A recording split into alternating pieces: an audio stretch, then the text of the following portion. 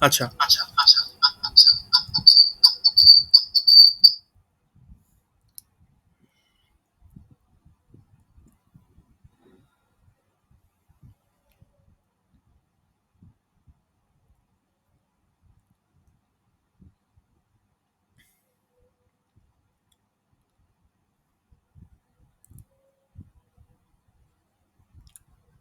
সবাই শুনতে পাচ্ছেন?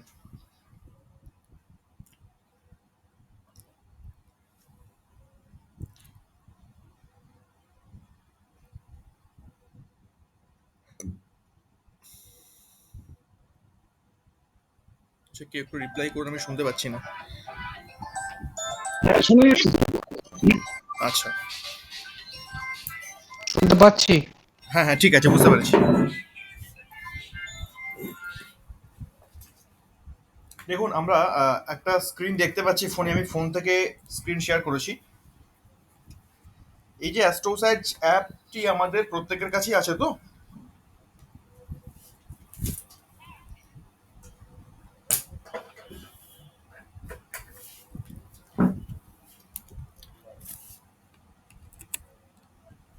যে অ্যাপটি আমরা দেখছি স্ক্রিনে, এই অ্যাপটি আমাদের প্রায় প্রত্যেকের কাছেই আছে তো? হ্যাঁ স্যার, আছে স্যার। হুম। তো আজকে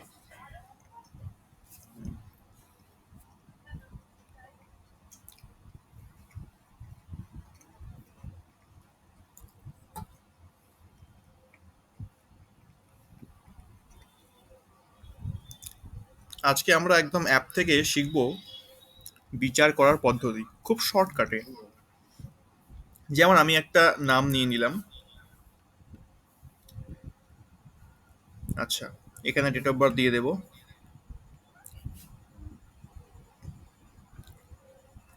একটা টাইম সিলেক্ট করে দিলাম এখানে। জায়গা দিয়ে দিলাম। পুরুষ হলে পুরুষ, মহিলা হলে মহিলা। এবার এখানে কুষ্টি দেখান যেটা আছে, এখানে ক্লিক করব। এটি আমার বাংলায় করা আছে।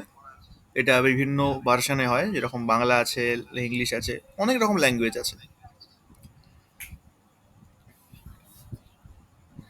একটা ছক আমরা দেখতে পাচ্ছি।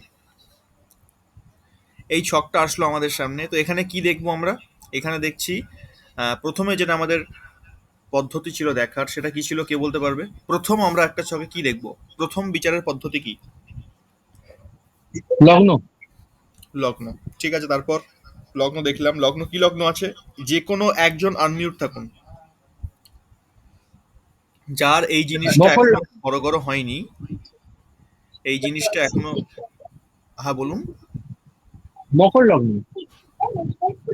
হ্যাঁ, মকর লগ্ন, ঠিক আছে। আর কি দেখবো প্রথম? আমাদের বিচারের ধাপ কটা?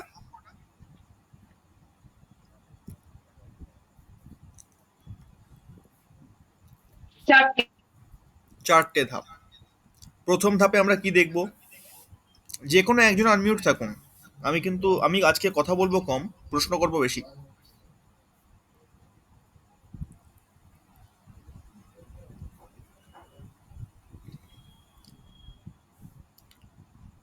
প্রথমে বোধহয় আপনি মিউট হয়ে গেছেন। প্রথমে বোধহয় লগ্ন। হ্যাঁ, ঠিক আছে, লগ্ন। লগ্ন দেখলাম, লগ্ন বুঝলাম। আমাকে এই ছকটা বলতে হবে, কে কোথায় বসে আছে, কিভাবে বসে আছে, সেটা কে বলতে পারবে? আমি এই জন্য বলছি, দেখুন প্রথম একজন হচ্ছে unmute- লগ্ন। হ্যাঁ। লগ্নে কেতু আছে আর মঙ্গল আছে। হ্যাঁ। মঙ্গল হচ্ছে আপনার উচ্চস্থ। ঠিক আছে। আচ্ছা। চতুর্থে চন্দ্র। চতুর্থে চন্দ্র। হুম। সপ্তমে রাহু। দশমে বুধ। বুধ, শুক্র, রবি। রবি নিচস্থ। শুক্র বক্রি হয়ে কম্বাস্ট হয়ে আছে। একাদশে বৃহস্পতি। দ্বাদশে শনি। বাহ, ঠিক আছে, এটা প্রথম পর্যায়ে গেল। প্রথম পর্যায়ে আমরা যখন একটা ছক খুললাম, লগ্ন দেখলাম, রাশি দেখলাম, গ্রহদের অবস্থান দেখলাম। দ্বিতীয় পর্যায়ের পদ্ধতি কি আছে?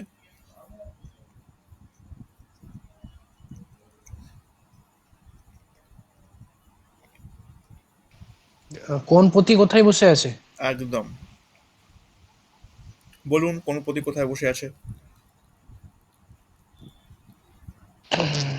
আচ্ছা, লগ্নপতি শনি দ্বাদশে বসে আছে। দ্বিতীয় পতি শনিও দ্বাদশে বসে আছে। আচ্ছা, তৃতীয় পতি বৃহস্পতি একাদশে বসে আছে। চতুর্থ পতি মঙ্গল লগ্নে বসে আছে উচ্চস্থ।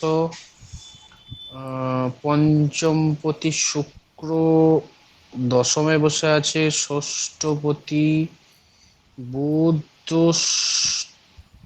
দশমে বসে আছে।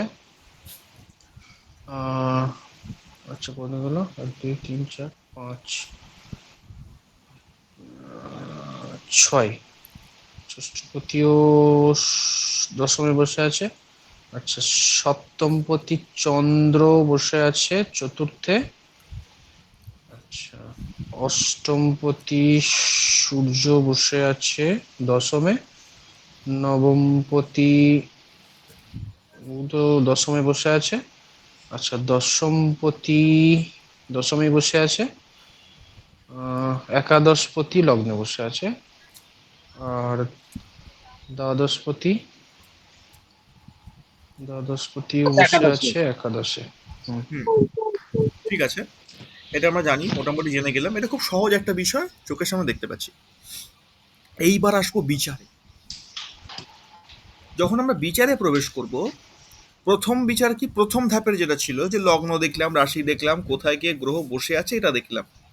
শুধু এটা দেখলেই হবে না, এইবার একটু আমরা ধীরে ধীরে ডিপে ঢুকবো। আমরা ছক পেলাম, ছক পাবার পর দেখলাম কোন গ্রহ কোথায় বসে আছে।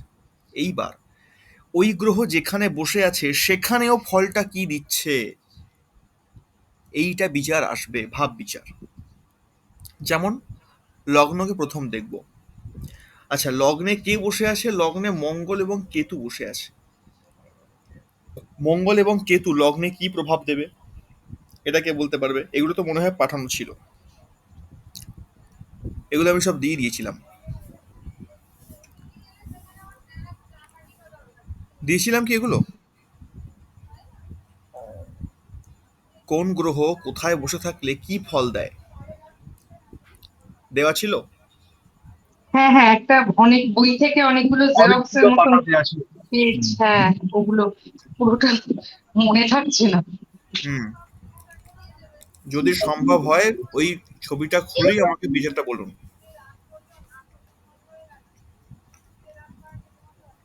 কারণ একটু মনে রাখতে হবে, আমি যদি একাই পড়িয়ে যাই, ওই থিওরি ক্লাসটুকুই আমাদের হবে, মাথায় কিছু ঢুকবে না।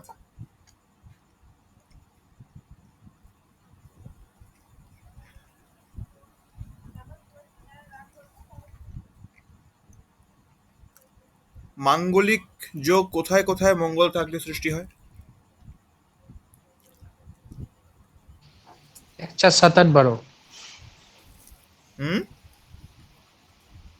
1 4 7 8 12। হুম 1 4 7 8 12।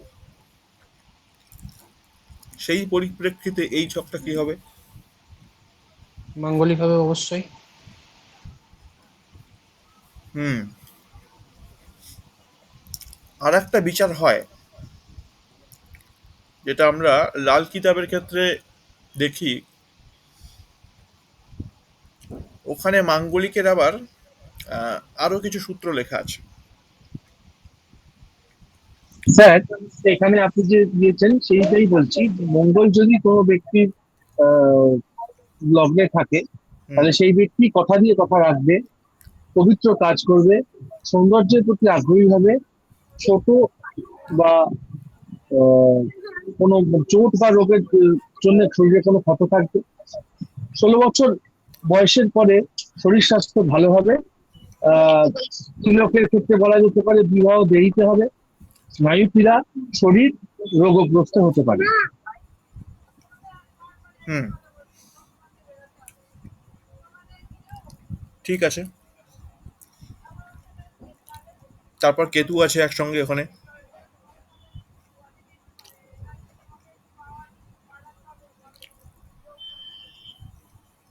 আর একটা আছে যে ওইখানেই আপনি দিয়েছেন যেখানে যে রাশিগত ফলে, তাহলে মকর রাশিতে যদি মঙ্গল থাকে, হ্যাঁ, হুম।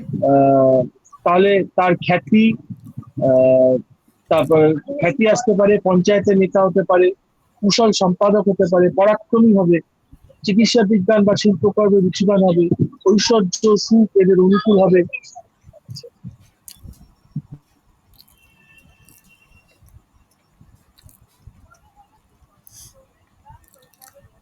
এখানেই আমাদের অবস্থা খারাপ। আমরা তো মোটামুটি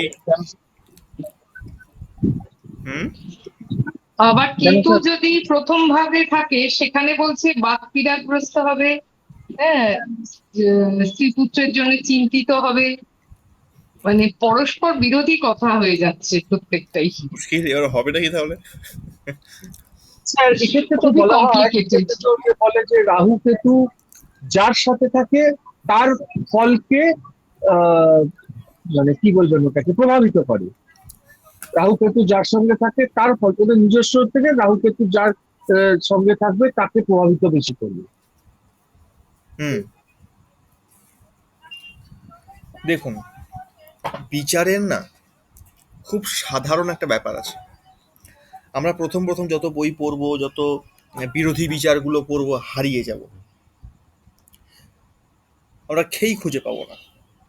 তো এর একটা খুব সহজ পদ্ধতি হচ্ছে, আমি প্রথমেই বলেছিলাম যে গ্রহদের চরিত্র, যদি গ্রহদের চরিত্রটাকে আমরা খুব ভালোভাবে আত্মসাৎ করতে পারি, তাহলে কোন গ্রহ কোথায় গিয়ে কি ফল দিচ্ছে এটা নিয়ে বেশি ভাবতে হয় না, আর বেশি বইও পড়তে হয় না। ওটা এমনি চলে আসে, আপনা আপনি চলে আসে। যদি গ্রহদের চরিত্র পড়ে বুঝতে অসুবিধা হয় বা মনে রাখতে অসুবিধা হয়, কোনো দরকার নেই। আমরা তো বর্তমানে আধুনিক, আধুনিক না, মডার্ন যুগে বাস করছি। তো এখন অনেক রকম পদ্ধতি আছে। দেখবেন, আমি এই জন্য যাদের জ্যোতিষের স্টুডেন্ট আছে আমার, তাদেরকে একটা সিরিয়াল প্রেফার করি, একটা সিরিয়াল দেখতে বলি। অবাক লাগলেও শুনতে, এটা সত্যি কথা, কারণ ওখানে মোটামুটি 90% ঠিকঠাক ক্যারেক্টার দেখিয়েছে গ্রহদের। একটা সিরিয়াল হয়, সম্ভবত কালার্স বাংলা নাম, বাংলায় যদি দেখেন, আর হিন্দিতে দেখলে কালার্স টিভি না কি নাম জানি না চ্যানেলটার। তো সিরিয়ালটার নামই হচ্ছে শনি।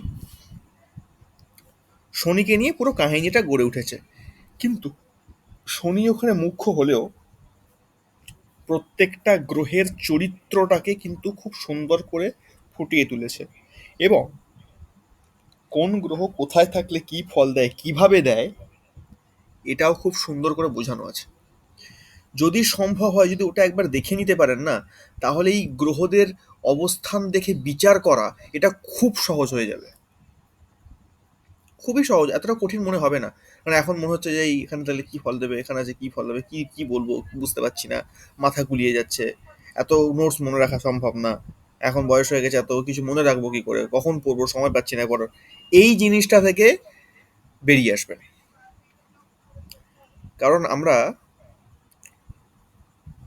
যেটা পড়ি তার থেকে যেটা শুনি বেশি মনে থাকে। আবার যেটা শুনি সেটার থেকে যেটা বেশি, মানে যেটা দেখি সেটা আরো বেশি মনে থাকে। তো এই জন্য এটা রেকমেন্ড করলাম, যদি এটা দেখতে পারেন, পড়া শোনা এই দুইয়ের থেকে আরো বেশি মজবুত হবে সেটা। এরকম আছে অনেক, গ্রহদের নিয়ে অনেক সিরিয়াল বেরিয়েছে, অনেক এই বেরিয়েছে, কিন্তু বাকি সব তো আমি দেখিনি, তো সব কটার কথা বলতে পারছি না। যেটা আমি নিজে দেখেছি সেটাই আপনাদের বললাম, যে ওটা দেখতে পারেন একবার, অনেক উপকারে আসবে। অন্ততপক্ষে বিচারের ক্ষেত্রে তো অনেক উপকারে আসবে। কত নম্বর এপিসোড ওটা? ওটা দেখলে আপনাকে পুরোটাই দেখতে হবে, প্রথম থেকে শেষ, তবে পুরোটা বুঝতে পারবেন। স্যারের কর্মফলদাতা শনি বলে একটা হয় ওইটা না? হ্যাঁ, ওটাই ওটাই, ঠিক ঠিক।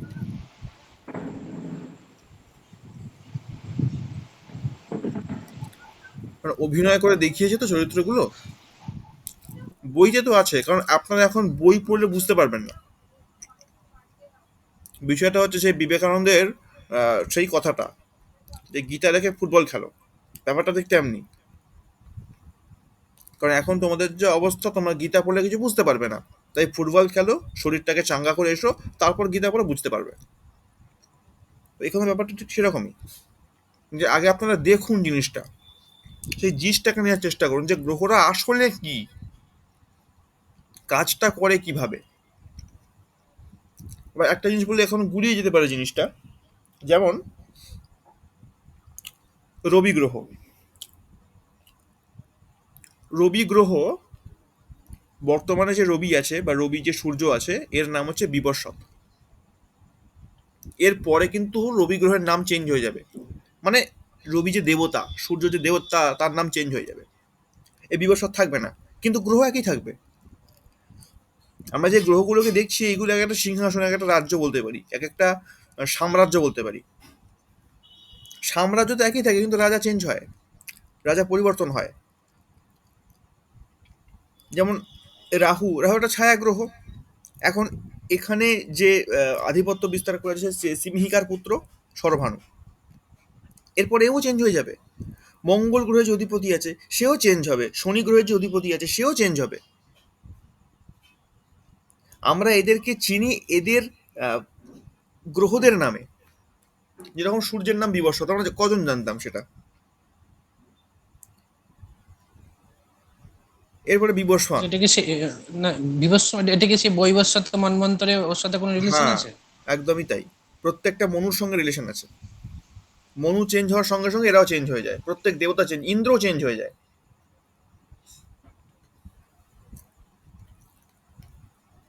কেবলমাত্র স্থির থাকে বিষ্ণু আর মহাদেব, এই দুজনের স্থানটা স্থির। এমনকি ব্রহ্মাও চেঞ্জ হয়।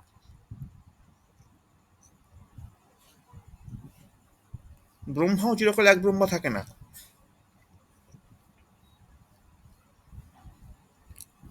তো এই যে আমরা গ্রহদের চরিত্রগুলো পড়ছি, গ্রহদের চরিত্রগুলো জানছি, বিষয় হচ্ছে রাজ্য রাজার চরিত্র অনুযায়ী চলে।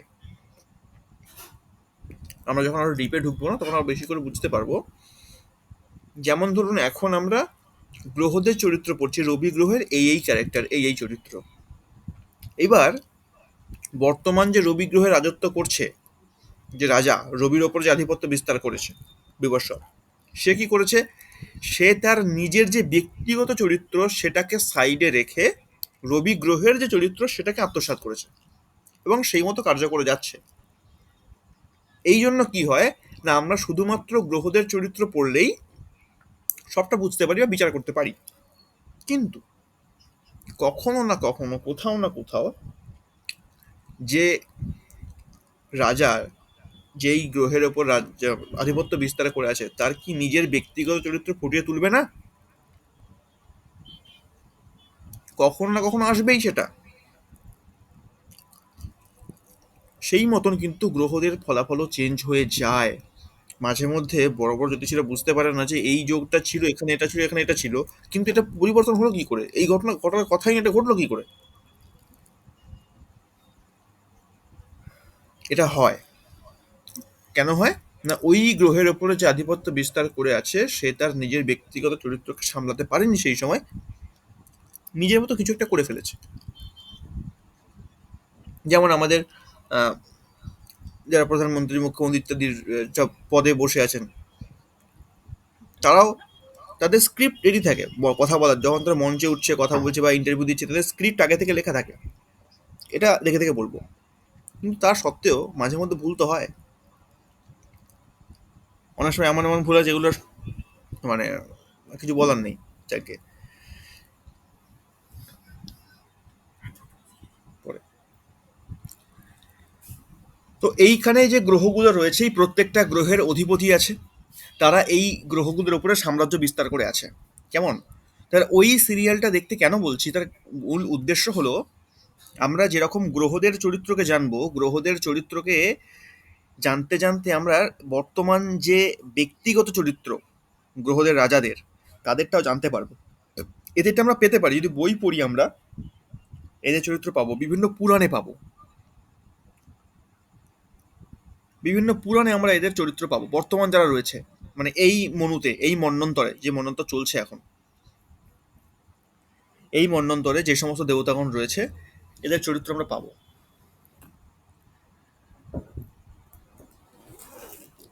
সৃষ্টি বিষয়ে চর্চা করতে গেলে জ্যোতিষের একটা বড় অধ্যায় সৃষ্টির মূল, মানে সৃষ্টি এমন একটা জায়গা জুড়ে আছে। এই সৃষ্টির ইতিহাস আমরা কে কে জানি? বা ব্রহ্মেরও যে আয়ু হয় এটা কি আমরা জানি?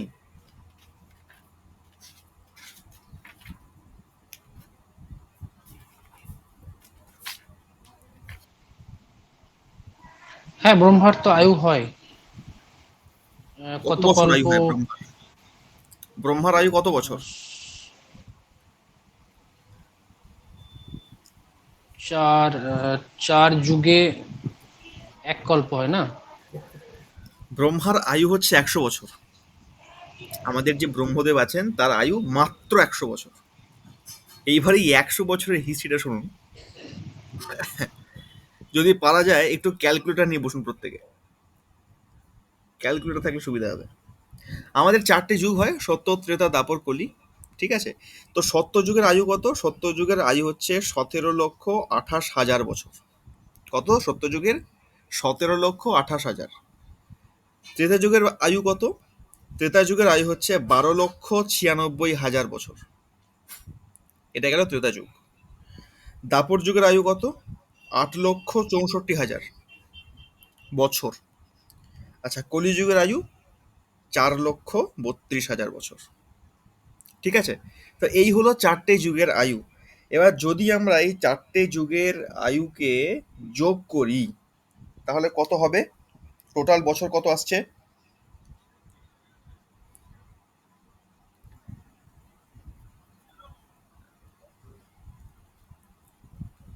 কত আসছে টোটাল?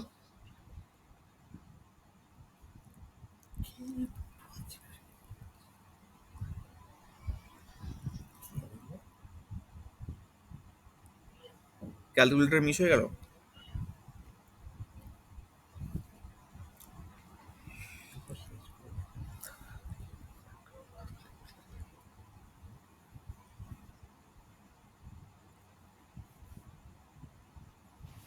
আচ্ছা, আর একবার বলুন।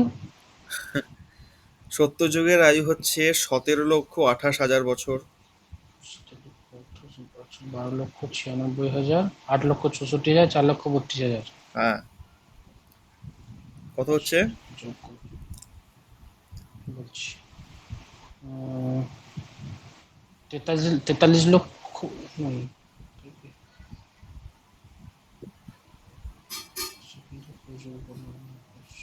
43,20,000। 43,20,000।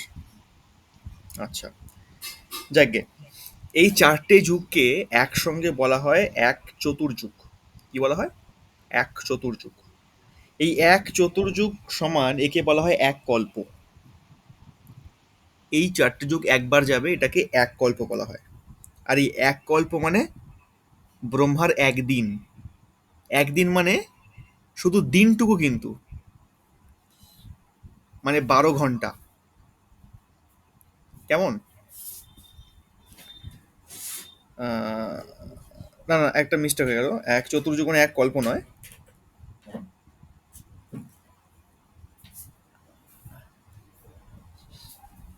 ইন্টু হাজার নাকি? না, ইন্টু হাজার না। এরকম ইন্টু হাজার না। আমি ভুলে গেলাম। আমি ভুলে গেলাম। 1 মিনিট।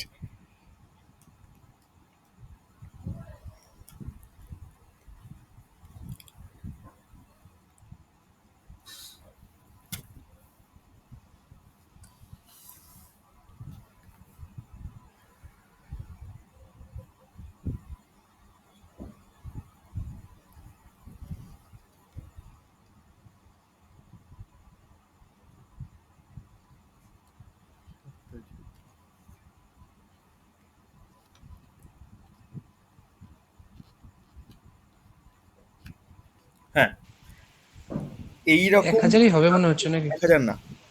এইরকম যে ও, 4টে যুগ, এই যে 4টে যুগ একবার চলে গেল একে কি বলা হচ্ছে না এক চতুর্যুগ বলা হয়। ঠিক আছে? মানুষের যদি হিসেবে আসা যায়, এখানে মানুষের হিসেবে দেখতে গেলে আহ, আমাদের 365 দিনে 1 বছর হয়। ঠিক আছে? তো 365টাকে যদি 5 দিন ছেড়ে দিই, আমি একদম সহজ সরল ভাষায় আমি 360 দিন করে ফেললাম। তো 360 দিনে আমাদের এখানে 1 বছর। আর আমাদের এখানকার 1 বছর মানে দেবতাদের একদিন হয়, মানে আমাদের 6 মাস, দেবতাদের একটা দিন 12 ঘন্টা, আর আমাদের বাকি 6 মাস দেবতাদের একটা রাত।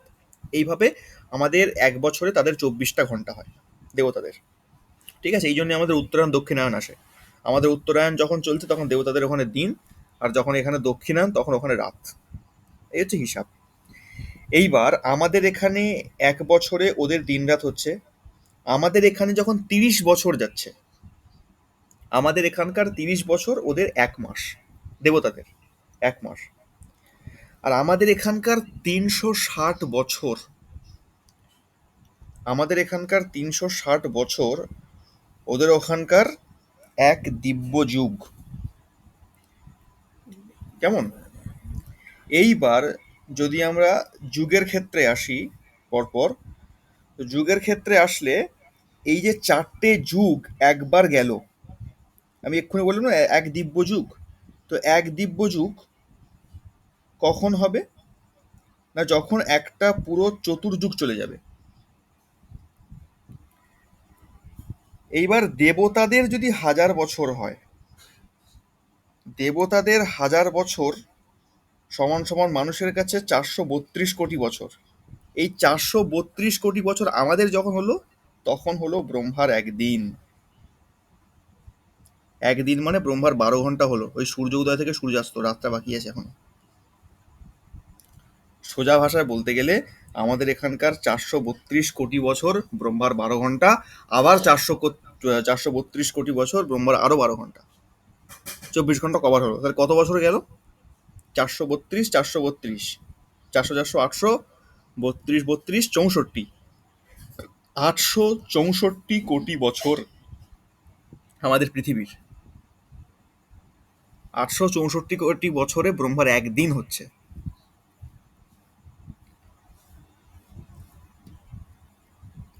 বোঝা যাচ্ছে?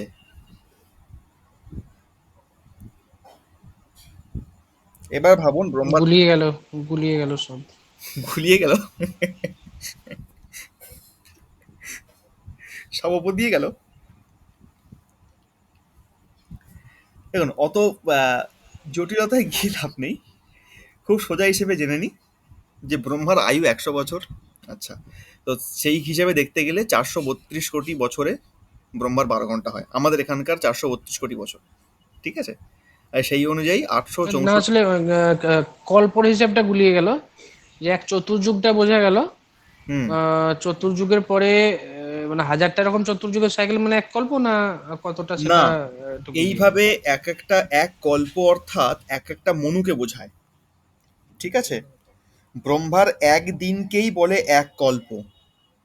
এবার ব্রহ্মার একদিন কখন হবে না, ব্রহ্মার একদিনে 14 জন মনু আসে। এই যে একটা চতুর্যুগ যাচ্ছে না, সত্য ত্রেতা দাপর কলি, এইরকম চতুর্যুগ 71 বার যাবে। এইরকম চতুর্যুগ 71 বার গেলে এটা হচ্ছে একটা মনুর সাইকেল কমপ্লিট হয়। চতুর্যুগ যখন 71 বার কমপ্লিট হলো, তখন একটা মনুর সার্কেল কমপ্লিট হলো।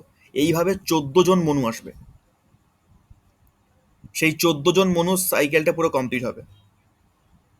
আর এই যে এক কল্প ব্যাপারটা, এক কল্পটা হচ্ছে ব্রহ্মার এক মানে দিন আর রাত, এই যে 24টা ঘন্টা, এই 24টা ঘন্টাকে নিয়েই এক কল্প হয়। কেমন? কল্পটা এখানে, আমি আগে কল্পটা ভুল বলেছিলাম, কল্পটা এক চতুর্যুগকে এক কল্প বলে না, ব্রহ্মার এক দিনকে এক কল্প বলে। আর এক কল্পের মধ্যে 14 জন মনু আসে আর যায়। আর এক একটা মনুর আন্ডারে 71টা চতুর্যুগ থাকে, 71টা।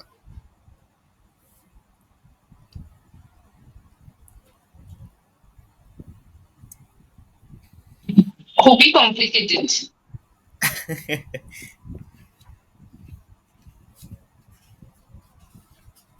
কমপ্লিকেটেড, তা একটু বটে। এখন আমাদের যে মন্বন্তর চলছে এই মুহূর্তে, আমরা যে মন্বন্তরে আছি এটা হচ্ছে 7 নম্বর মন্বন্তরে আছি, মানে 7 নম্বর মনু চলছে এখন। আমাদের আগে 6টা মনু পার হয়ে গেছে, আর 6টা মনুর আন্ডারে 71 বার চতুর্যুগ চলে গেছে। আমরা এখন আছি 7 নম্বর মনুর আন্ডারে। আর আমাদের যে কলিযুগটা এই মুহূর্তে চলছে এটা হচ্ছে 28 নম্বর কলিযুগ, মানে 71-এর মধ্যে 28 নম্বর কলিযুগ চলছে এটা। এরপরে যে সত্যযুগটা আসবে সেটা হচ্ছে 29 নম্বরের সত্যযুগ। তারপরে যে ত্রেতাটা আসবে সেটা 29 নম্বরের ত্রেতা। তারপরে দাপরটা যেটা আসবে সেটা 29 নম্বরের দাপর। তারপর আবার 29 নম্বরের কলি আসবে। তো আমরা এখন আছি 28 নম্বরে।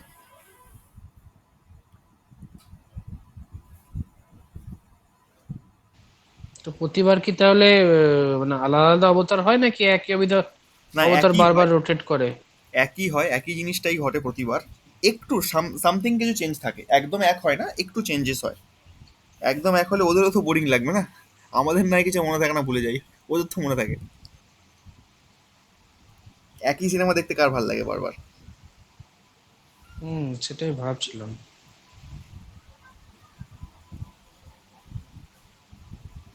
যদিও এগুলো মানে পড়ে বোঝা যায় না যতদিন না অনুভূতি হচ্ছে। হ্যাঁ, অনুভূতিটাই মেন, কারণ অবশ্যই। বহুজন বহু রকম লিখে রেখেছে, যেটা অনুভূত সত্য সেটাই আসল। এখন এই মুহূর্তে যেরকম আমরা জানি যে বৈবস্বত মনু চলছে, বৈবস্বত বা একে সত্যব্রতও বলা হয়। এখন যে মনুর অধীনে আমরা আছি, যে রাজা, এরপরে আসবে সাবর্ণী, তারপরে আসবে দক্ষ সাবর্ণী, তারপরে আসবে ব্রহ্ম সাবর্ণী, তারপরে ধর্ম সাবর্ণী, তারপরে রুদ্র সাবর্ণী, তারপর দেবতা সাবর্ণী, ইন্দ্র সাবর্ণী। ইন্দ্র সাবর্ণী শেষ, মানে 14 নম্বর মন।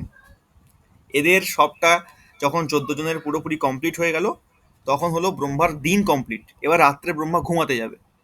রাত্রে যখন ঘুমাতে যাবে তখন আসে প্রলয়, তখন ওই ধ্বংসের সময়টা চলে আসে। যতক্ষণ ব্রহ্মা ঘুমাবে, কতক্ষণ ঘুমাবে না, এই যতক্ষণ সৃষ্টি চলেছে 432 কোটি বছর, ওই 432 কোটি বছর ধরে ঘুমাবে। ততক্ষণ সৃষ্টিতে জল প্রলয় হয়ে থাকবে, কিছুই থাকবে না যাকে বলে, সব ধ্বংস হয়ে যাবে। আবার সকালে ঘুম থেকে উঠে আবার সৃষ্টি করবে একটা একটা করে, এভাবেই চলতে থাকবে। আচ্ছা, এরা তো সব সূর্যের পুত্র না, সেই সাবর্ণে সূর্যতনয় ইয়ো মনু কথ্যতে হ্যাঁ, ইষ্টমঃ। সূর্যের পুত্র। প্রথম মনু যে আছে, প্রথম মনুর নাম হচ্ছে স্বয়ম্ভুব মনু। তারপর স্বরৌচিষ মনু, উত্তম মনু, তামস, রৈবত, চাক্ষুষ, তারপর বৈবস্বত আসছে, সাবর্ণী আসছে, দক্ষ সাবর্ণী আসছে, এরা পরপর আসছে। অনেক কিছু আছে, এটা একে নিয়ে বসলে এখন অনেক কিছু বেরিয়ে যাবে। হ্যাঁ, আরেকটা এতে না যে স্বরচিষেন্তরে প্রাপ্তে অষ্টাবিংশতি তবে যুগে হ্যাঁ, শুম্ভনি শুম্ভশ্চৈব না উৎপৎসেত মহাসুর।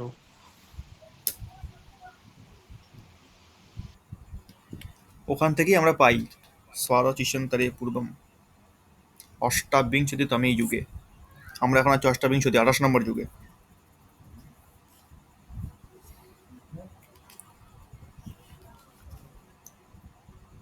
তো এই একটা তথ্য আমি একটা অন্য জায়গা থেকে পেয়েছিলাম, কোন পুরাণ থেকে এই মুহূর্তে মনে নেই।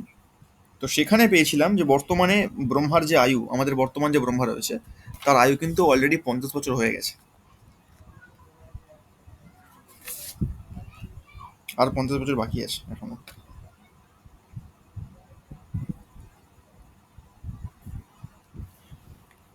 তো যাই হোক, এই যে ব্রহ্মার এক একটা যাচ্ছে দিনে, মানে এক একটা দিন যাচ্ছে।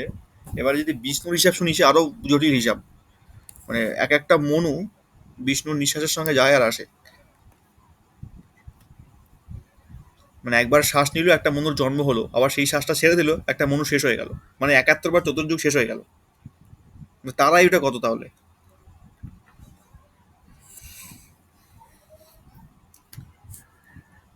যাকে আমরা অনেকে গুলিয়ে গেছে হয়তো। তো আমরা ফিরে আসি আবার ছকে।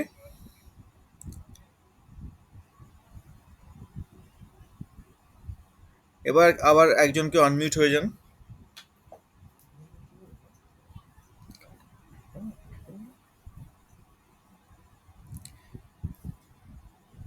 কেউ একজন আনমিউট করেন না।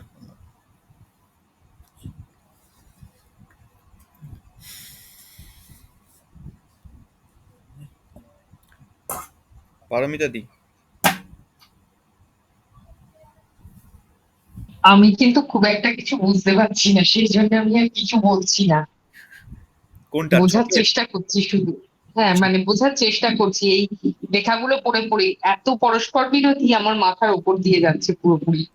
মানে ধরুন কোনোটায় আমি এই ছকটা অনুযায়ী পড়ার চেষ্টা করছিলাম, তাতে দেখলাম কোনোটায় দেখা যাচ্ছে সেই ব্যক্তি খুব ধনবান হবে, আবার কোনো ব্যক্তিকে দেখা মানে কোনো আর একটা কোনো নক্ষত্রের জন্য দেখা যাচ্ছে সে একদম ধনহীন হবে, তার দারিদ্র যোগ রয়েছে, না, খুব দেখুন চাপের। কিছু কিছু যোগের কাট আছে। যেমন আচ্ছা। বৃহস্পতি এমন একটা গ্রহ, যদি হ্যাঁ। সে লগ্নে থাকে, এটা একদম হুম। অব্যর্থ। বৃহস্পতি যদি কারোর লগ্নে থাকে, অথবা পঞ্চমে থাকে, বা নবমে, বা একাদশে, তাহলে এই ধরনের আচ্ছা। ব্যক্তিরা জীবনে কখনো গরিব হতেই পারে না। আচ্ছা, এরা দারিদ্রতা কি জিনিস জানবে না। কোন কোন ঘর বৃহস্পতি? লগ্ন, পঞ্চম, নবম, একাদশ। আচ্ছা। এই তার ছকে দারিদ্র্য যোগ হাজারও থাকতে পারে, অন্যান্য গ্রহরা একসঙ্গে মিলে ষড়যন্ত্র করে দারিদ্র্য যোগ তৈরি করেছে, হতেই পারে। কিন্তু যদি বৃহস্পতি এই যে কটা ঘর বললাম একটা ঘরে থাকে, যে কোনো একটা ঘরে, তাহলে সেই ব্যক্তির জীবনে দারিদ্রতা কখনো আসবেই না। সমস্ত রকম বাধা কাটিয়ে বুঝলাম। ফেলতে সক্ষম। একটা শ্লোক খুব লগ্ন, প্রচলিত, পঞ্চম, লগ্ন, পঞ্চম, নবম, একাদশ। নবম। একটা শ্লোক আছে, খুব বহু প্রচলিত শ্লোক, এবং খুব দারুণ কাজও করে শ্লোকটি। একটা বলে যে, কিম কুর্বত গ্রহ সর্বে লগ্নে গ্রহ বৃহস্পতি। অর্থাৎ বলছে, গ্রহদের দ্বারা হাজারো অশুভ যোগ তৈরি হয়েছে, প্রচন্ড ক্ষতিকারক যোগ তৈরি হয়েছে, এই ব্যক্তির জীবনে ভালো থাকার কথাই নয়। কিন্তু লগ্নে বৃহস্পতি আছে। বুঝতে লগ্নে পেরেছি। বৃহস্পতি এমন একটা গ্রহ যে হাজারো লাখো দোষ কাটিয়ে ফেলতে সক্ষম। এমন একটি গ্রহ কি করে কাটায়? না, বৃহস্পতির যে দৃষ্টিগুলো আছে সেগুলো কোথায় কোথায় পড়ে? না, পঞ্চম, সপ্তম আর নবমে পড়ে। ব্যক্তির যে জন্মছক, সেই জন্মছকে এই কয়েকটা ঘরই কিন্তু বেশি গুরুত্বপূর্ণ হয়। প্রথম লগ্ন খুবই গুরুত্বপূর্ণ, যেখানে বৃহস্পতি নিজে বসে আছে। তারপর পঞ্চম ঘরটা গুরুত্বপূর্ণ কেন? না, বুদ্ধির ঘর। জীবনে বাঁচতে গেলে বুদ্ধির প্রয়োজন, বিদ্যার প্রয়োজন, জ্ঞানের প্রয়োজন, সেটা পঞ্চম।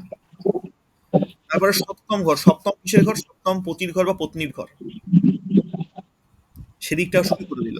নবম কিসের ঘর? নবম ভাগ্যের ঘর, তাই ভাগ্যটাও দৃষ্টি দিয়ে সে উন্নত করে দিল।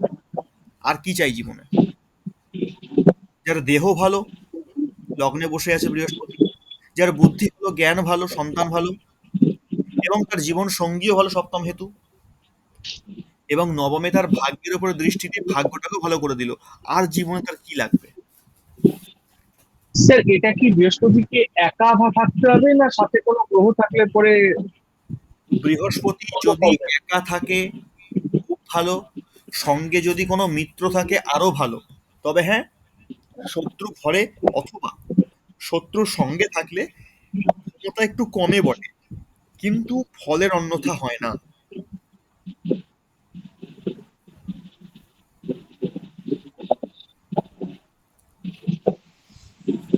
আমি আমি এই শ্লোকটা একটু অন্যরকম পড়েছিলাম, যে কিং কুর্বত গ্রহাশ্রবে যস্য কেন্দ্রে বৃহস্পতি। হ্যাঁ, একই তো হয়তো ব্যাপার। ভুল হবে ওটা। না, ভুল না। কেন্দ্র ভালো ফল দেয়, তবে হ্যাঁ, সপ্তমের ক্ষেত্রে একটু গন্ডগোল থাকে।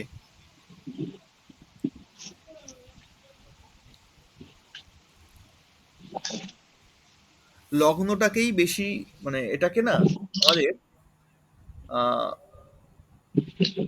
কেন্দ্র ত্রিকোণ বলা হয়। কেন্দ্র ত্রিকোণ কোনটাকে বলে? কেন্দ্র ত্রিকোণ বলে লগ্ন, পঞ্চম, নবম, এটাকে কেন্দ্র ত্রিকোণ বলা হয়। এই কেন্দ্র ত্রিকোণও বৃহস্পতি দারুণ ফল দেয়, দারুণ ফল দেয়। এমনকি কিছু কিছু বড় বড় গ্রন্থে লেখা আছে, পঞ্চমস্ত বৃহস্পতি নিষ্ফল। বৃহস্পতি পঞ্চমে থাকলে ভালো ফল দিতে পারে না, নিষ্ফল হয়ে যায়। আমি বহু প্র্যাকটিক্যালে দেখেছি এই কথাটা কিন্তু খাটে না। বহু ছক দেখেছি পঞ্চমে বৃহস্পতি বসে আছে, অথচ রেজাল্ট খারাপ দিচ্ছে, এমনটা হয়নি। প্রত্যেকটা যোগেরই কিছু না কিছু কাট আছে, আর বৃহস্পতি এমন। কেন্দ্র ত্রিকোণ কোনগুলো? লগ্ন, পঞ্চম, নবম। হ্যাঁ, ঠিক। বা এটাকে মোক্ষ ত্রিকোণও বলে, মোক্ষ ত্রিকোণও বলা হয় এটাকে। মুখ্য এটা না কি ধর্ম এটা এর ত্রিকোণ বলে মধ্যে না? হ্যাঁ, ধর্ম এটা ত্রিকোণ। লক্ষ্মী কোণ না বিষ্ণু কোণ কি বলে কোন এটা? হ্যাঁ, কি? এটাকে কি লক্ষ্মী কোণ বলে? হ্যাঁ, এটাকেও লক্ষ্মীকোণ বলে, একদম ঠিক। এর অনেকগুলো নাম আছে। একে ধর্ম আর ত্রিকোণ একটা বলে, আছে তো স্যার, ত্রিকোণ এটা বলে। 1-5-9, আর একটা আছে আর একটা হচ্ছে 3-4-7। আর একটা যে কোণ আছে না বিষ্ণু কোণ যেটা, ত্রিকোণটা আলাদা, ত্রিকোণটা পঞ্চম নবম হয়। আচ্ছা, এই মোক্ষ ত্রিকোণটা কি ওই মানে পুনর্জন্ম হবে কি হবে না সেই না, জায়গাটার না, না, থেকে? না, এটা না। আচ্ছা আচ্ছা আচ্ছা। মোক্ষ ত্রিকোণ অর্থাৎ জীবনে কোনো বাধা আর আসবে না সেভাবে, যে সহজেই উদরে যাবে, তা যার সমস্ত কামনা পূর্ণ হবে। এই তিনটে ঘর লগ্ন পঞ্চম নবম যদি ঠিকঠাক থাকে, তার জীবনের সমস্ত কামনা পূর্ণ হয়ে যাবে।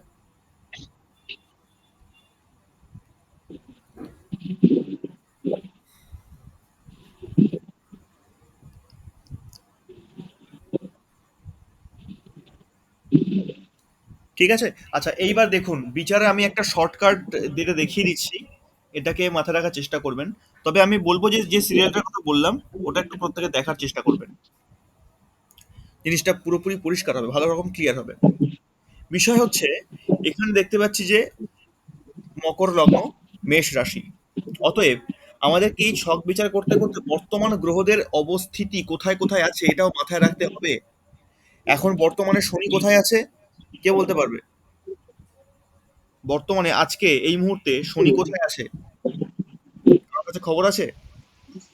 মিনে আছে কি? হ্যাঁ, মিনে আছে, ঠিক। শনি যখন মিনে আছে, তাহলে মেষ রাশির সাড়ে সাথী চলছে। হুম। হ্যাঁ, তাহলে আমার কাছে যখন একটা ছক আসলো মেষ রাশি দেখলাম, তার মানে আমাকে প্রথমে তাকে সাবধান করতে হবে যে আপনার সাড়ে সাথে শুরু হয়ে গেছে। এগুলো একদম উপস্থিত বুদ্ধি কাজে লাগাতে হবে, যে মেষ রাশি এখন সরস্বতী চলছে তিনটে রাশির ওপরে। তিনটে রাশি কি কি? কুম্ভ, কুম্ভ মিন মীন আর মেষ। মেষ। কুম্ভ মীন মেষ, ঠিক। তাহলে কুম্ভ মীন মেষের চার্ট যখনই আমাদের সামনে আসবে তখনই আমরা তাকে সাবধান করব যে আপনার সাড়ে সাথী চলছে, সাবধান হয়ে যান, ঠিকঠাক কর্ম করুন। সাড়ে সাথীর মধ্যে আদৌ জীবনে কি ঘটবে সেটা কারোর পক্ষে বলা সম্ভব নয়। প্রথম বিষয় গেল। আচ্ছা, দ্বিতীয় বিষয় হচ্ছে বিচারে ফিরে আসি। লগ্নভাবে মঙ্গল কেতু আছে, মঙ্গল কেতু লগ্নভাবে, মঙ্গল আবার সেখানে উচ্চস্থ অবস্থায় রয়েছে। এই হেতু কি হবে, ব্যক্তি মাঙ্গলিক এক নাম্বার। দ্বিতীয়, প্রচন্ড সাহস থাকবে কারণ মঙ্গল লগ্নে বসে আছে। মঙ্গল নিজে একটা সাহসী গ্রহ। মঙ্গল আর কেতুর চরিত্রের মধ্যে খুব একটা বেশি ফারাক নেই। মঙ্গলও সৈনিক, কেতুও সৈনিক। মঙ্গলের মধ্যেও রাগ, জেদ, আহ প্রচন্ড রকমের অ্যাঙ্গার, সমস্ত কিছু ভরপুর রয়েছে। কেতুর মধ্যেও তাই রয়েছে। মঙ্গল আর কেতুর মধ্যে তফাৎ কোথায়? তফাৎ একটা জায়গাতে, সেটা হচ্ছে মঙ্গল সেনাপতি আর কেতু হলো সাধারণ সৈনিক। মঙ্গল কোথাও না কোথাও বুদ্ধির প্রয়োগ করে, কেতুর সেটা একদমই প্রয়োগ করে না, কারণ কেতুর কাছে মাথাই নেই। এটা বিষয়। এইবার কেতুর কাজ হচ্ছে, কেতু যেখানে থাকবে, যে ভাবে থাকবে, সেই ভাবের থেকে ব্যক্তিকে ডিটাচ করে দেবে, ব্যক্তিকে সরিয়ে দেবে। লগ্নভাবে বসে আছে তো কি করবে? না, লগ্নভাবে বসে থাকার কারণ ব্যক্তির মধ্যে বৈরাগ্যের সৃষ্টি করবে। ব্যক্তি সংসারের মধ্যেই থাকবে, সবার সঙ্গেই মিশবে, সমস্ত কিছু করবে, তথাপি কোনো কিছুতেই ওর মন লাগবে না, ও মায়ামোহের সঙ্গে সেভাবে কিন্তু যুক্ত হতে পারবে না, যেহেতু কেতু লগ্নে বসে আছে। এবং তার সঙ্গে সঙ্গে ব্যক্তির মধ্যে একটা গুণ থাকবে, যে সবাইকে সে তার জীবনে ঘটে যাওয়া সব কথা বলবে না। এরা কথা বলবে কম, অবজার্ভ করবে বেশি। নিজের সম্পর্কে খুব কম কথাটা অন্যকে বলবে। এরা চুপচাপ স্বভাবের হবে। যেহেতু বুধ দশমে বসে আছে, দশমে বুধ থাকার কারণে একটু ইয়ার্কি ফাজলামি মারবে, সেদিকে তো কথাবার্তা ঠিক আছে। কিন্তু কেতু লগ্নে থাকার কারণে এগুলো সে করবে।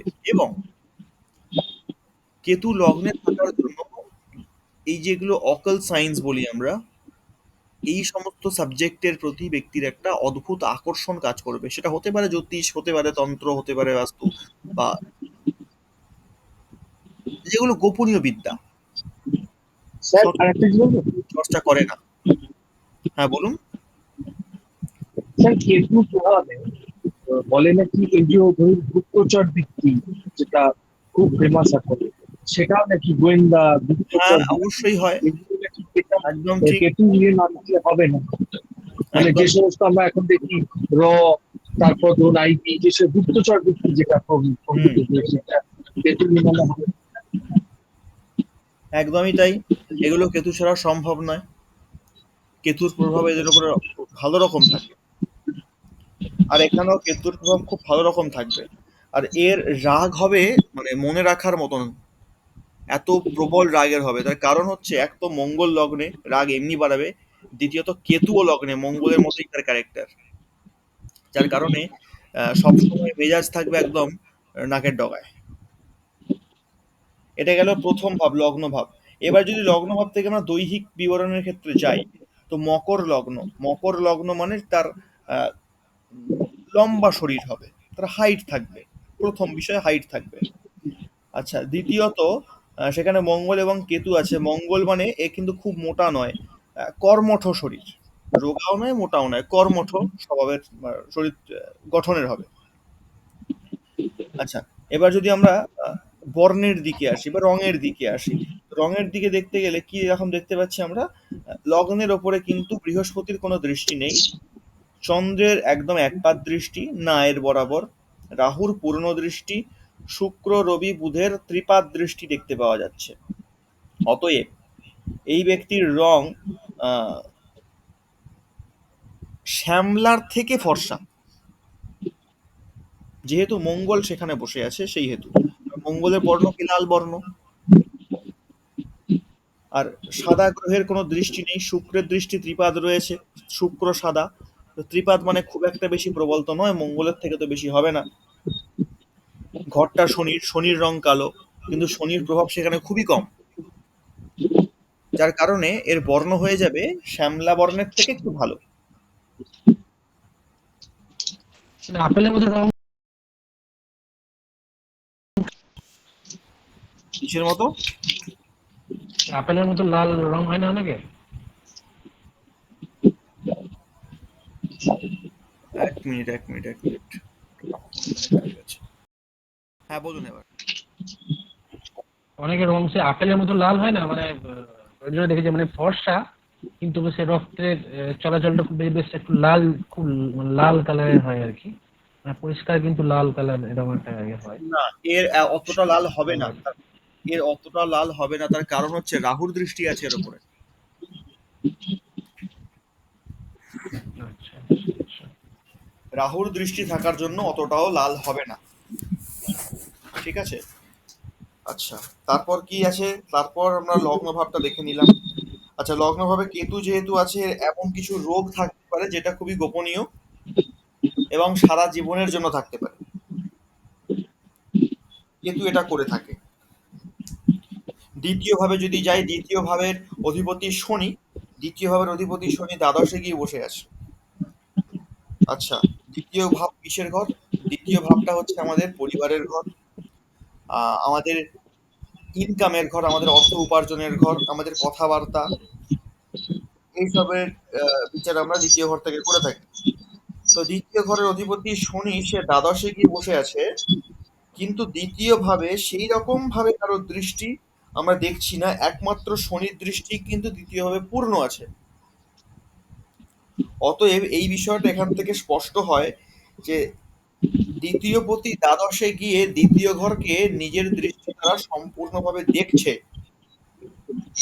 এই কারণে ব্যক্তির ধন উপার্জন হবে প্রভূত, মানে প্রচুর ধন উপার্জন করবে। কেননা দ্বিতীয় পতির দৃষ্টি দ্বিতীয় এবং দ্বাদশে শনি থাকায় ব্যক্তির তীর্থ ভ্রমণ যোগ তৈরি হলো। তার সঙ্গে সঙ্গে এই ব্যক্তির ইনভেস্টমেন্ট থেকে ইনকাম, দ্বাদশ ঘর খরচাকে বোঝায়। আর দ্বিতীয় পতি গেছে দ্বাদশে, তাহলে একে প্রথমে ইনভেস্ট করতে হবে, ইনভেস্টমেন্ট থেকে এর ইনকাম আসবে। অতএব ইনভেস্টমেন্ট তারাই করে যারা ব্যবসায়ী হয়, অতএব এখান থেকে এর প্রফেশনটা আমাদের কাছে স্পষ্ট হয়ে গেল যে এর চাকরি নয়, এর ব্যবসা হবে। আবার চাকরির যোগও আছে, দেখুন ষষ্ঠপতি দশমে গিয়ে বসে আছে।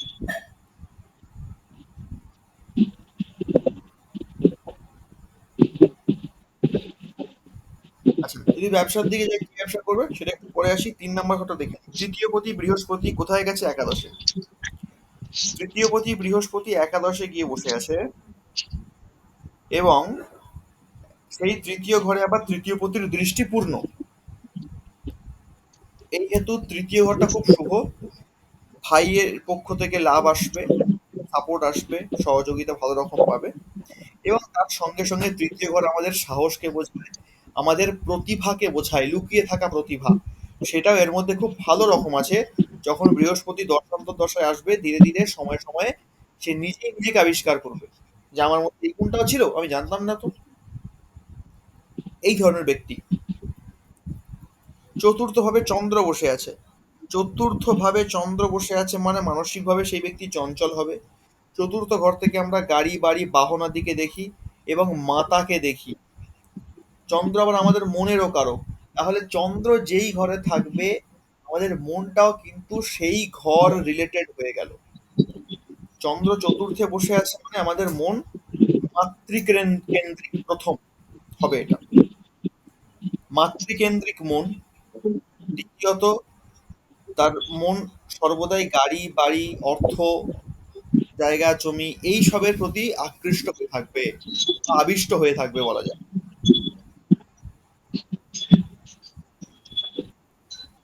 আচ্ছা, তারপর চতুর্থপতিকে মঙ্গল, সে কোথায় গেছে? লগ্নে গেছে।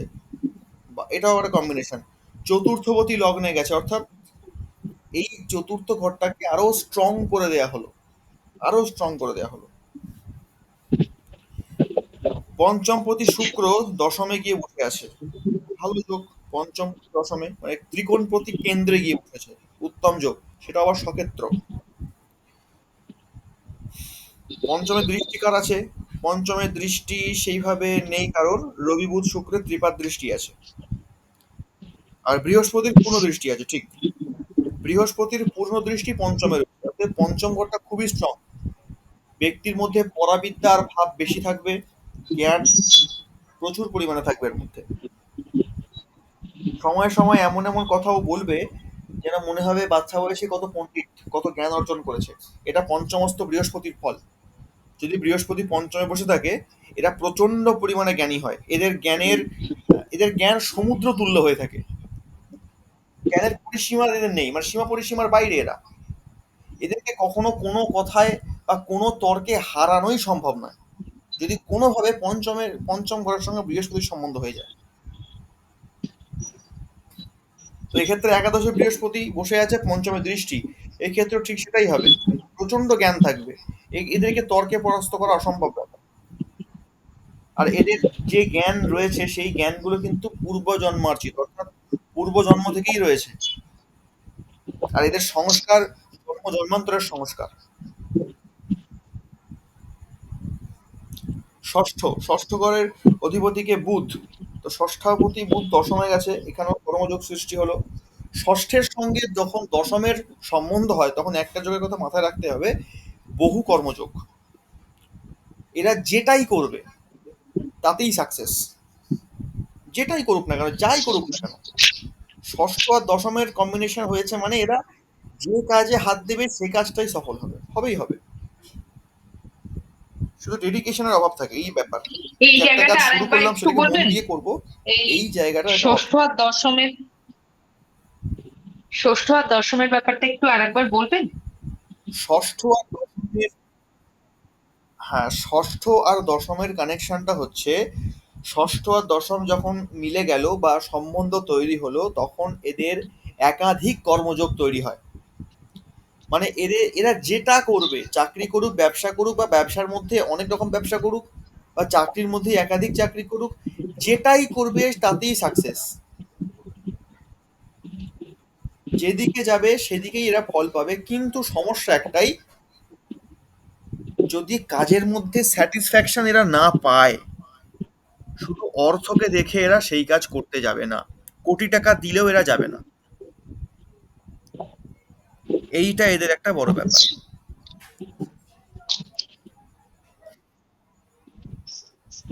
এবার আসি সপ্তমে। সপ্তমে রাহু বসে আছে, সপ্তমে রাহু কিন্তু মারক হয়। এইখানে একটা নেগেটিভ পয়েন্ট চলে আসে। সপ্তমে রাহু প্রবল মারক হয়। এই রাহুর দশা বা অন্তর্দশাতে ব্যক্তির কঠিন কঠিন রোগ হবে এবং সে হসপিটালে ভর্তিও হবে। সপ্তমস্ত রাহু মারক হয় এবং কোথাও না কোথাও ম্যারেড লাইফকেও ডিস্টার্ব করে দেয়। যদিও সপ্তম চতুর্থে গেছে, সপ্তম স্থান থেকে আমরা ব্যবসাকেও দেখি। এইখানে আবার উল্টো কথা বলছে, ম্যারেড লাইফকে রাহু ডিস্টার্ব করে সপ্তমে থাকলে বা সপ্তমে দৃষ্টি করলে বা সপ্তমের সঙ্গে কানেকশন তৈরি হলে, কিন্তু ব্যবসার ক্ষেত্রে অতি উত্তম হয়ে যায়। আবার সবচেয়ে বড় সমস্যা হচ্ছে রাহু এখানে বসে আছে শত্রু ঘরে, এইটা একটা বড় নেগেটিভ পয়েন্ট। বসে আছে শত্রু ঘরে।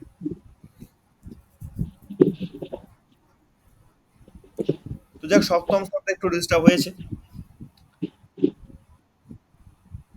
সপ্তম পতি চতুর্থে গিয়ে ব্যক্তির ব্যবসা কিসের ব্যবসা হবে সেটা কিন্তু ইন্ডিকেশন দিয়ে দিয়েছে। কিসের ব্যবসা হবে না, সপ্তম পতি চতুর্থে গেছে মানে ব্যক্তি যদি গাড়ি বাড়ি প্রপার্টি ল্যান্ড এই সব ধরনের জিনিসপত্রের ব্যবসা করে তাহলে খুব তাড়াতাড়ি গেইন করবে, তাড়াতাড়ি উঠবে। অষ্টম ঘর, অষ্টমপতি রবি দশমে গিয়ে নিচস্থ হয়েছে। অষ্টমপতি রবি দশমে গিয়ে নিচস্থ হয়েছে, অষ্টমে দৃষ্টি আছে মঙ্গলের পূর্ণ। অষ্টমে মঙ্গলের দৃষ্টি থাকার জন্য অ্যাক্সিডেন্ট যোগ তৈরি হলো, দুর্ঘটনা যোগ তৈরি হলো।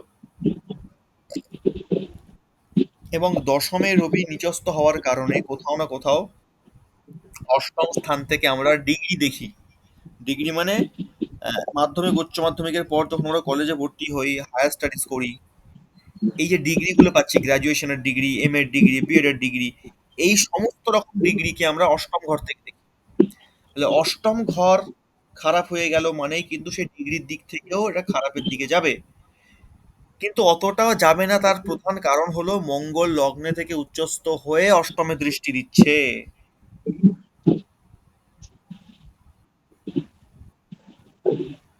এইটা একটা ব্যাপার। ঠিক আছে। আচ্ছা, নবম ঘর, নবমপতি দশমে গেছে, নবমপতি দশমে গিয়ে দশমপতির সঙ্গে সম্বন্ধ করেছে, এটা কিন্তু একটা রাজযোগ। নবমপতি দশমপতির যোগে রাজযোগ হয়, পঞ্চমপতি নবমপতির যোগে রাজযোগ হয়।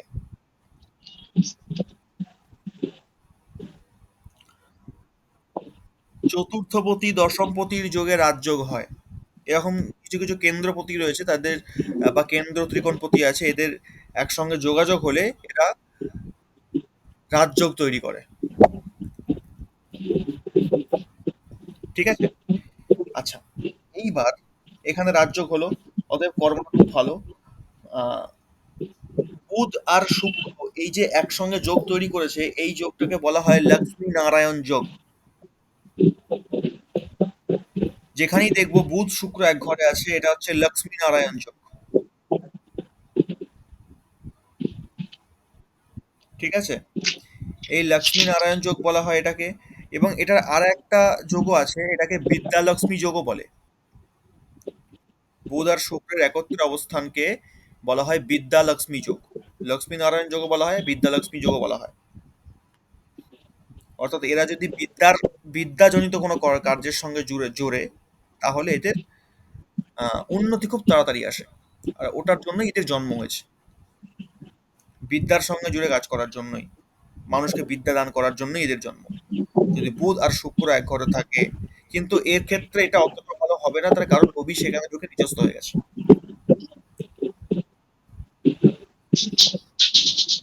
একাদশে বৃহস্পতি বসে আছে।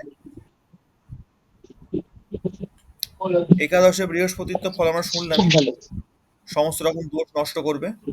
এবং তার সঙ্গে সঙ্গে একাদশস্থ বৃহস্পতি ব্যক্তিকে সুখী করে তোলে, সুখী জীবন দেয় এবং সমস্ত কামনা বাসনা পূর্ণ করে। ঠিক যেমন বাস্তুর ক্ষেত্রে আমাদের পশ্চিম দিক হচ্ছে আমাদের ইচ্ছাপূর্তির দিক, জন্ম ছকের ক্ষেত্রে একাদশ ঘরটা হচ্ছে আমাদের ইচ্ছাপূর্তির ঘর। আমরা যখন বাস্তুর পশ্চিম দিক দেখবো তখন জন্মছকের একাদশ ঘরকে দেখবো। যার একাদশ ঘর যত বেশি শক্তিশালী, যত বেশি স্ট্রং, তার পশ্চিম দিকও তত বেশি স্ট্রং। যার একাদশ ঘর যত বেশি দুর্বল হবে, তার পশ্চিম দিক তত বেশি দুর্বল হবে। ঠিক আছে? দ্বাদশে কে বসে আছে? না শনি বসে আছে। তো দ্বাদশে শনি কি করবে? না ভ্রমণ করাবে, তার সঙ্গে সঙ্গে একটু অধিক খরচাও করায়। এবং দ্বাদশস্থ শনি যখন রোগ দেয় বা রোগে যখন ভোগায় তখন প্রচন্ড রকম ভোগায় এবং ইনকামের থেকে খরচা বেশি করায়। এই একটা বড় ব্যাপার শনির। কষ্ট দেয়, ব্যক্তিকে জ্বালায় পোড়ায়, যেগুলো পরীক্ষা নেয়, লিখেছিস সব লেখা এগুলো হয়ে করে গেছে? থাকে। সেখান থেকে পড়, মোবাইল থেকে পড়িস না। হ্যাঁ, তা সেখান থেকে পড়। মোবাইলের স্ক্রিনে দেখে কেন পড়তে হবে? বারণটা সেটাই করছি। দূরে আছে।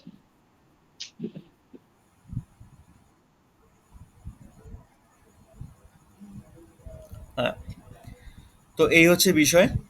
আমরা মোটামুটি একটা বুঝলাম এই ছক বিচার কিভাবে করতে হবে। 2 জন থেকে 3 জনে তো বুঝেছি, বাকিদের মাথার উপর দিয়ে গেছে। স্যার আমার এই একাদশে বৃহস্পতিটা আমার ঠিক ভালো মনে হয়েছে।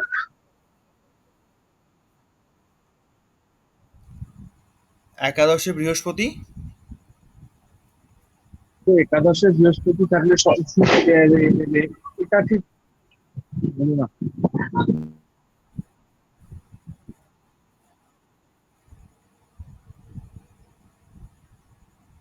এটার ক্ষেত্রে এতগুলো পথ রয়েছে, মানে সেগুলো না, মানে এগুলো খুব মুশকিল ব্যাপার। এই যেমন ধরুন, মানে লগ্ন পঞ্চম নবম একটা যোগ তৈরি হচ্ছে, বা একাদশে বৃহস্পতি হলে একটা যোগ তৈরি হচ্ছে, সেটা যেরকম একটা রয়েছে। আবার বুধ শুক্র একত্রে থাকলে যে যোগ তৈরি হচ্ছে, এগুলো তো মানে এক একজনের ক্ষেত্রে এক এক রকম, খুবই মানে কমপ্লিকেটেড হয়ে যাচ্ছে। এটার কি কিছু শর্টকাট আছে? না এর জন্য একটু পড়াশোনা তো করতে হবে। এটার জন্য একটু পড়তে হবে, কারণ ব্যাপার হচ্ছে যোগের ফল হবেই, আসবেই। আজ না হোক কাল হলেও যোগের ফল আসবে কিন্তু।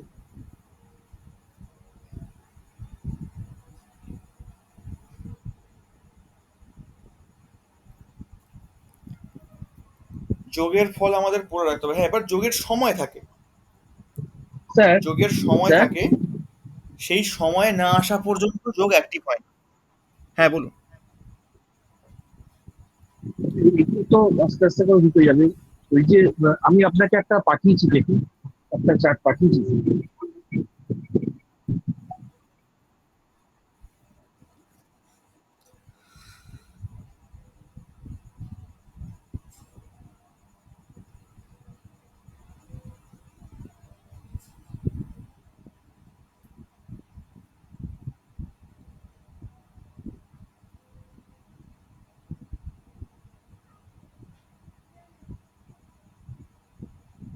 আচ্ছা, এর তো কাল সর্প, হ্যাঁ হবে তো, কাল সর্প হবার কথা।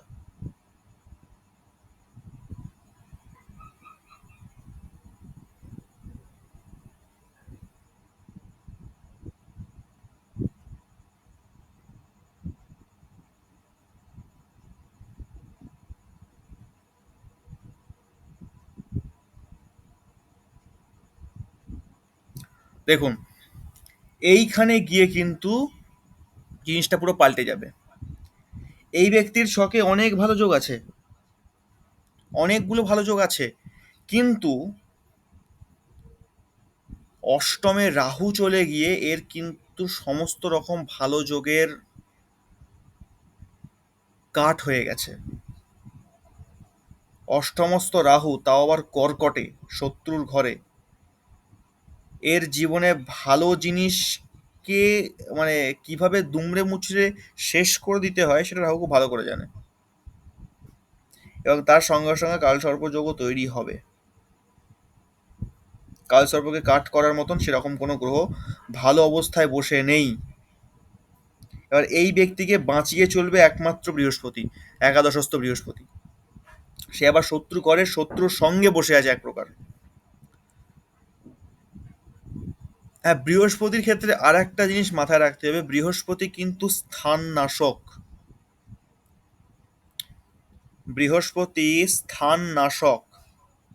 যেই ঘরে বৃহস্পতি বসে সেই ঘরকে বিনাশ করে, যেখানে দৃষ্টি দেয় সেই ভাবকে জাগ্রত করে। এইটা একটা ব্যাপার। তো যাক গে, এখানে একাদশে বৃহস্পতি বসে আছে, শুভ ঘর, ভালো ঘর, একাদশে যেই বসে সেই ভালো ফল দিতে বাধ্য। বুধও বসে আছে, কিন্তু বুধ এখানে অস্তমিত, বুধের কোনো ক্ষমতা নেই। বৃহস্পতি মোটামুটি ঠিকঠাক অবস্থাতেই বসে আছে, এবং একটা যোগও তৈরি হয়েছে এখানে। লগ্নে শুক্র গেছে, অর্থাৎ একাদশপতি শুক্র লগ্নে, লগ্নপতি বৃহস্পতি একাদশে। ক্ষেত্র বিনিময়, এই ক্ষেত্র যোগটাকে বিনিময়। বলা হয় দিকের ক্ষেত্র বিনিময়। অবশ্যই, একদম ক্ষেত্র বিনিময় যোগ। কার সঙ্গে হলো না, লগ্নের সঙ্গে একাদশের যোগ হলো। কিন্তু এইখানেই সব শেষ হলো। জ্যোতিষশাস্ত্রে উল্লেখ আছে, যে কোনো প্রকারের রাজযোগ যদি কোনোভাবে একাদশ ঘর অথবা একাদশ পতির সঙ্গে সম্বন্ধযুক্ত হয়, তাহলে সেই রাজ্য খণ্ডিত হয়। যদি আর একবার নবম বলুন এই দশমের জায়গাটা। রাজযোগ একাদশে গিয়ে হয়, বা একাদশ পতির যে কোনো প্রকারের রাজযোগ যদি কোনোভাবে একাদশ ঘর বা একাদশ পতির সঙ্গে সম্বন্ধযুক্ত হয়, তাহলে সেই রাজযোগ খণ্ডিত হয়।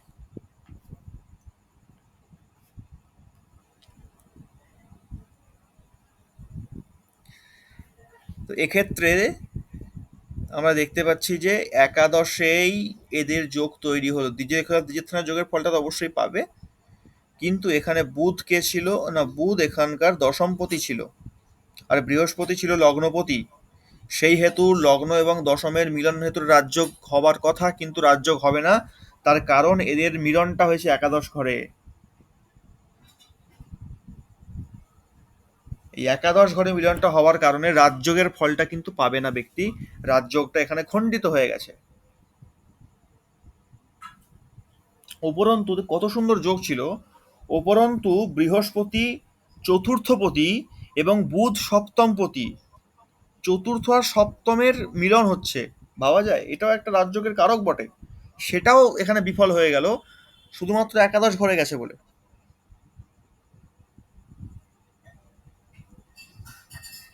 যেদিক থেকে দেখবো আমরা সেদিক থেকেই সুন্দর যোগ তৈরি হয়েছিল। বৃহস্পতি বুধের যোগটা খুব সুন্দর ছিল, মানে ভাবের দিক থেকে আর কি, ঘরের দিক থেকে। এক তো লগ্নপতির সঙ্গে চতুর্থপতি, বা লগ্নপতির সঙ্গে সপ্তমপতি, বা লগ্নপতির সঙ্গে দশমপতি, প্রত্যেকটাই রাজযোগের মতন হয়, কিন্তু প্রত্যেকটাই খণ্ডন হয়ে গেছে, একটাও কাজে লাগবে না। তবে এই ব্যক্তির জীবন বর্তমান যেমনই চলুক না কেন, একে চালাচ্ছে কিন্তু বৃহস্পতি, কারণ বৃহস্পতির একাদশস্থ যে ফলটা আছে সেটা বিফলে যাবে না, আর বৃহস্পতির দৃষ্টিও বিফলে যাবে না। অষ্টমস্ত রাহু সব দিক থেকে তাকে বাধা প্রদান করবে, তাকে থামিয়ে দেবে, দমিয়ে দেবে।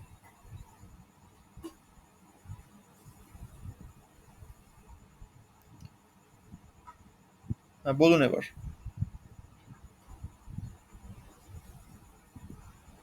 বুঝলাম।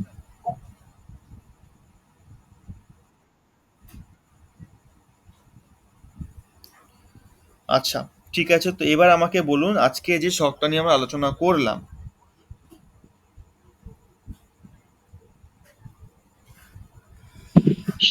সেটা খানিকটা বুঝেছি, আর একটু পড়াশোনাও করতে হবে।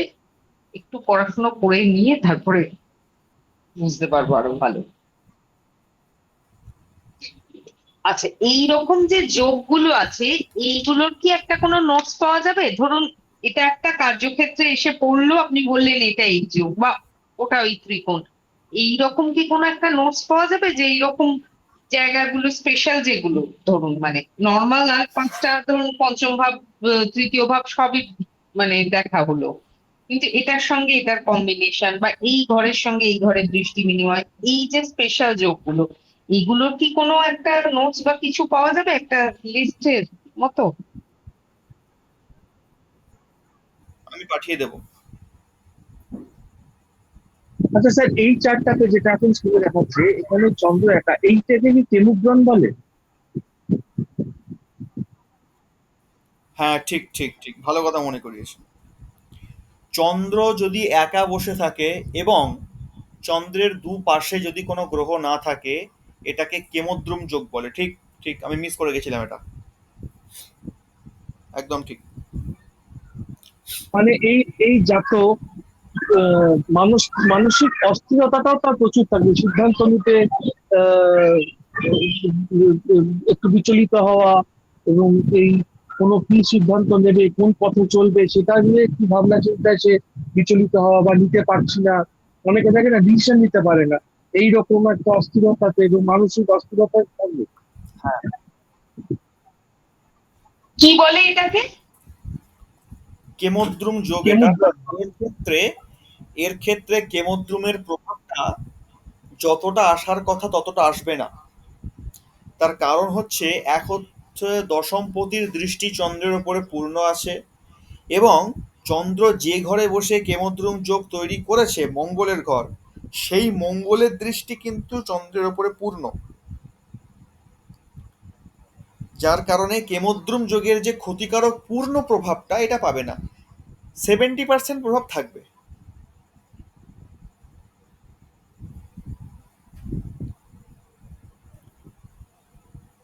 70% থাকবে, তার আরো কমে যেত, এটা এটা হয়তো 50 নিচে নেমে আসতো, যদি না কেতু লগ্নে থাকতো। যেহেতু কেতু লগ্নে আছে, তাই কেমদ্রুম যুগের প্রভাবকে আরো বাড়াবে। আচ্ছা, এই গ্রহের মধ্যে আমরা নেপচুন প্লুটোকে তো মানে ধরছি না। না, নেপচুন এই যে এখানে প্লুটোকে চার। ধরছি না মানে এখন ধরছি না, প্রথম প্রথম আচ্ছা, ধরছি তো, তাই ধরছি না। আচ্ছা, আচ্ছা। কিন্তু নেপচুন প্লুটোরও কাজ আছে, ওদেরও বিচার আছে। ও, ও আচ্ছা আচ্ছা।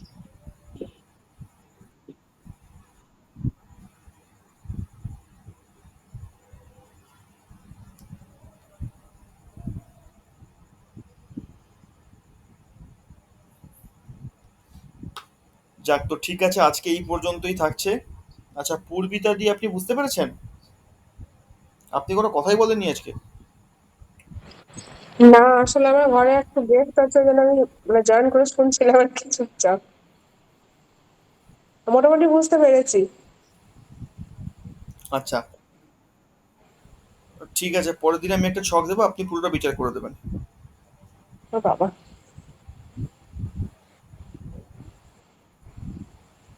এখনো অদ্দূর পৌঁছাবো না, পৌঁছাইনি। আচ্ছা, ঠিক আছে, শুধু বাবাকে নিয়ে এলে হবে না, মাকেও নিয়ে আসবেন, দেখবেন পৌঁছে গেছেন।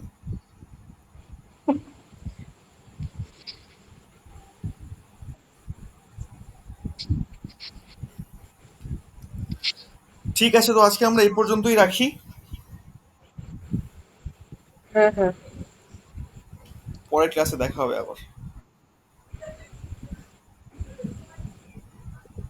ঠিক আছে, শুভরাত্রি।